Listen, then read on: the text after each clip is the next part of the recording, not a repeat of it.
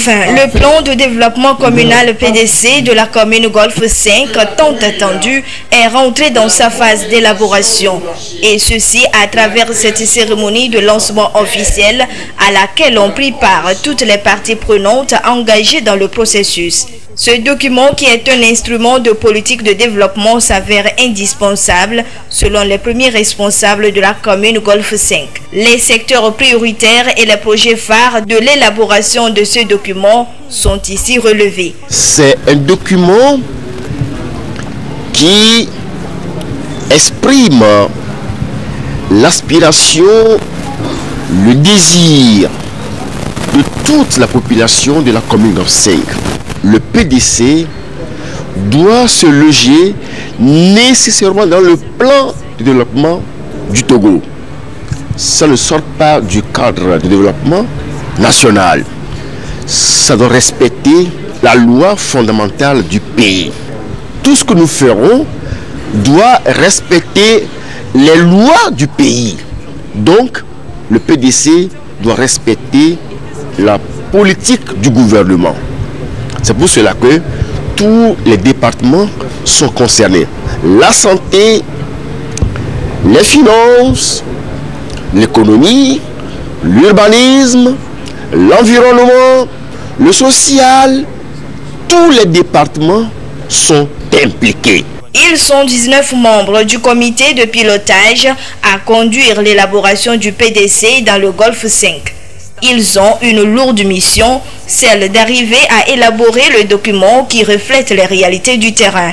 Le maire Kossi Aboka a saisi l'occasion pour inviter toutes les parties prenantes à s'impliquer dans ce processus pour l'atteinte des objectifs fixés. C'est le développement de la commune qui en dépend. Nous prions tout le monde d'impliquer la rigueur, le travail bien faire, la volonté, l'engagement, afin que ce document reflète exactement et sincèrement l'aspiration de tous et de toutes pour le développement de la commune Golfe 5, pour que nos concitoyens se sentent à l'aise. Les membres du comité de pilotage ont donc 6 mois pour parachever leur travail d'élaboration du PDC de la commune du Golfe 5.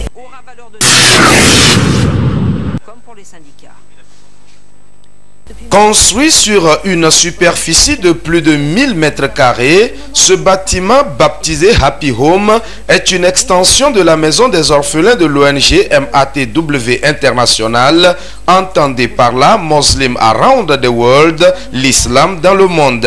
Cette ONG, basée à Kogan à Fidenyingba, dans la commune du Golfe 6 à Lomé au Togo, accueille à ce jour au moins 650 orphelins des deux sexes pour leur éducation et leur formation. Le bâtiment que nous inaugurons, c'est un nouveau bâtiment pour accueillir de nouveaux orphelins. Il a 53 chambres et dans toutes les chambres, nous avons équipé chaque chambre de 4 lits superposés pour pouvoir mettre 8 orphelins dans chaque chambre. Et les chambres sont équipées aussi de sanitaires pour les orphelins. En inaugurant cet édifice ce 12 janvier 2023, les responsables de l'ONG MATW International entendent offrir à ces orphelins un cadre beaucoup plus adéquat pour leur installation. Avec à la clé l'objectif d'accueillir 1000 orphelins dans le centre dans les jours prochains. This is a new generation of orphan house. Ici, c'est l'extension de la maison des orphelins qu'ils ont nommé Happy Home. Et Happy Home, pourquoi? Parce que ici, l'idée, c'est de pouvoir changer l'attitude des enfants, leur octroyer une bonne éducation, la discipline et les mettre dans un nouveau bain de vie qui va leur permettre de garantir leur avenir. Donc, l'idée, c'est d'aller jusqu'à plus de 50 maisons. Donc pour le moment, la première étape, c'est 16 maisons qui sont prêtes, c'est l'inauguration des 16 maisons. House. This is the first step. Already we implement 16 houses. The maximum capacity 100 children. Venue des États-Unis spécialement pour la circonstance, Madame Yasmine Mogahed n'a pas caché ses sentiments face à l'ouvrage qui a été réalisé. Honestly, it's an honor to be here and to be able to witness the work that MATW has done here. C'est un honneur pour moi d'être là ici aujourd'hui pour constater le grand travail que MATW a eu à faire ici au Togo. Et c'est pas seulement un travail qui est fait, mais c'est un travail qui est fait avec beaucoup d'excellence, avec beaucoup d'amour, parce que c'est tout un travail bien fait qu'elle a constaté depuis son séjour. On doit se mettre à fond, donner le meilleur de nous pour ce travail, parce que il y a un créateur qui nous regarde. Il y a quelqu'un qui doit nous juger, parce que les biens qu'on met à la disposition de l'ONG, il doit mettre ça dans de bonnes conditions pour que les enfants et les biens soient bien protégés. Out of our taqwa, knowing that we are being judged. La cérémonie d'inauguration de Happy Home a été également marquée par la remise de cadeaux aux femmes qui ont travaillé pour la réussite du bâtiment. Aussi, les meilleurs élèves du centre ont été distingués pour leur bravoure. À noter que l'ONG MATW International dispose d'une grande mosquée dans le centre et une école pour la formation des enfants. D'autres centres également sont installés dans le pays pour accueillir les veuves et les orphelins.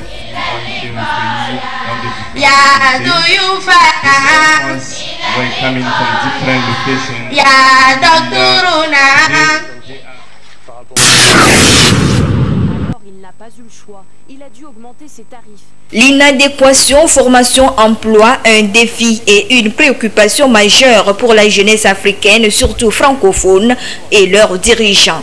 Ce sujet fait objet de débats ces 10 dernières années face à l'augmentation du taux de chômage, à la difficulté pour les jeunes diplômés de s'insérer dans le milieu du travail et aux besoins non satisfaits des entreprises par manque de compétences adéquates. Pendant longtemps, l'université est restée dans son rôle régalien de former pour former. Aujourd'hui, avec l'évolution du monde et les différentes mutations que nous observons dans le monde, le marché de l'emploi du travail est devenu de plus en plus exigeant. Aujourd'hui, nos universités ne forment plus forcément des personnes qui sont en adéquation avec le monde réel du travail. Il y a ce véritable défi qui se pose dans les universités africaines. Et justement, c'est pourquoi l'AUF entend accompagner justement les universités à mieux se mettre au pas. Et c'est pour ça, dans notre stratégie 2021-2026, nous portons une attention particulière à la question de l'employabilité des jeunes et de l'entrepreneuriat. Pour éviter le déphasage entre la formation et les besoins des entreprises et résoudre le problème d'employabilité des jeunes sur le continent, des réformes dans le système d'enseignement sont indispensables. Nos différents gouvernants doivent changer les différentes politiques publiques liées à l'enseignement dans nos universités pour davantage introduire la notion de l'entrepreneuriat, pour au moins susciter l'émulation, donner l'envie à des étudiants qui vont dans des facultés classiques d'entreprendre. Et entreprendre, c'est se former, c'est avoir aussi des idées, parce qu'on peut avoir une idée, ne pas savoir comment le mettre en place. Donc, moi je pense que si on va vers une introduction progressive de l'entrepreneuriat comme cours dans les différentes disciplines dans nos universités, cela pourra apporter un plus dans le changement que nous voulons. Aujourd'hui, l'État ne peut plus embaucher tout ce que l'université déverse. Nous devons amener nos étudiants à s'auto-employer. S'auto-employer veut dire avoir des idées novatrices, de bonnes idées pour pouvoir être compétitifs sur le marché.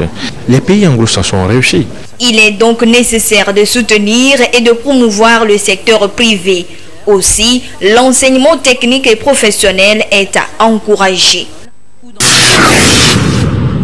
Le monde entier est menacé par les changements climatiques, même si tous les pays ne sont pas émetteurs de gaz à effet de serre. La lutte contre ces changements climatiques est l'une des préoccupations des différents acteurs nationaux et internationaux. Pour faire face à ces changements climatiques, il urge de prendre des mesures alternatives pour s'adapter à ces aléas climatiques. Entre autres alternatives, la construction d'habitats écologiques. C'est un habitat qui respecte toutes les conditions recommandées pour respecter l'environnement, l'écologie. C'est-à-dire depuis la base de la construction les matériaux que vous allez utiliser doivent respecter les conditions environnementales.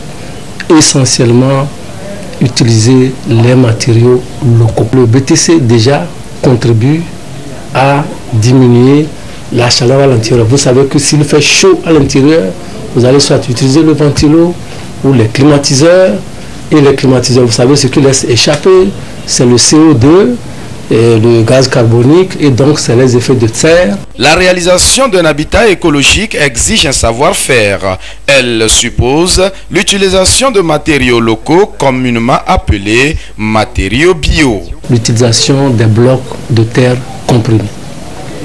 Les blocs de terre comprimés, c'est la terre de barre qu'on prélève avec un peu de liant, c'est-à-dire le ciment ou la chaux. Vous mélangez, vous pressez dans les presses testaram ou simbaram et vous avez un bloc de terre comprimé. L'habitat écologique respecte certains critères. Le premier critère, c'est en utilisant au maximum possible les matériaux dits bioclimatiques, les matériaux localement disponibles.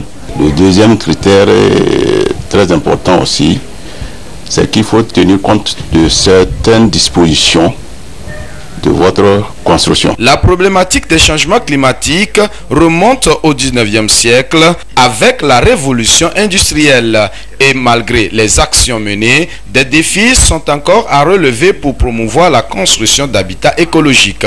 Les gens manquent d'informations. Si vous allez à l'intérieur du pays, vous allez voir que nos parents construisaient essentiellement avec de la terre pétrie et ces habitations sont là.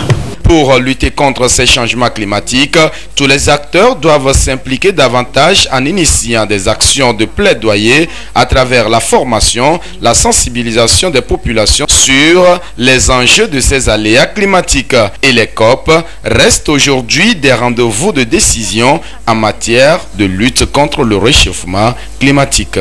Et des mouvements de terrain.